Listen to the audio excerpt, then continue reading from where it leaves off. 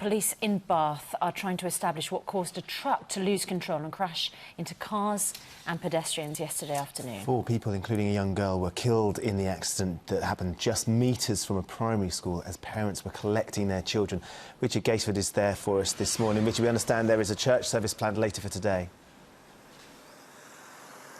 Yes, there is, Ben. Those vehicles that were involved in this accident have just been taken away. The memory, though, of what's happened won't be so easy to remove from this scene. Reverend Patrick Whitworth is the rector here. Been here for 20 years, haven't you, Patrick? 20 years this summer, yeah. And nothing like this has ever happened. Nothing like this has ever happened before. So it was an absolute terrible tragedy, and the village really is in a state of, I think, shock at what went on yesterday. And this service today that you're going to run will be a big focus for that shock. Well, we're offering it for everyone in the village, for the whole community. Yes, it's at 10 o'clock here at All Saints Western in Bath, and we hope that many people will be able to come as we remember what happened yesterday and pray especially for all those who are bereaved, remember those who died, and in particular a little girl, I believe, who died tragically yesterday afternoon as well. Now, you're a governor at the school. I mean, people must be still trying to fathom what happened, how this truck could have gone out of control. Yes, as you know, it's a very, very steep hill. It runs right by the school.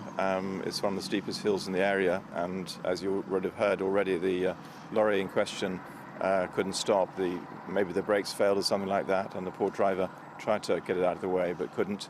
And so it was just outside the school, but if it had been a little bit earlier, half an hour or so earlier, then of course more and more children would have been out on the pavement, and it would have been even more terrible if that had happened. And thoughts really are with the driver, because as you say, I mean, he was desperately trying to stop this truck. I can't imagine what it would have been like for him in those few seconds or whatever it was. He realised he couldn't stop the vehicle.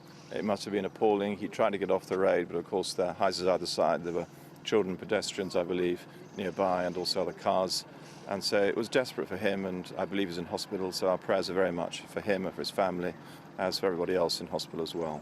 And the families of these people who had just set out just on a normal afternoon. I know, it was a beautiful, beautiful day yesterday. I mean, the sun was shining, it couldn't have been more lovely, sort of cold February day, and everyone must have been very cheerful, and then suddenly, out of a blue sky, tragedy hits, and it's the most terrible thing. No one expects it. Especially in a beautiful village, like this, in a wonderful situation.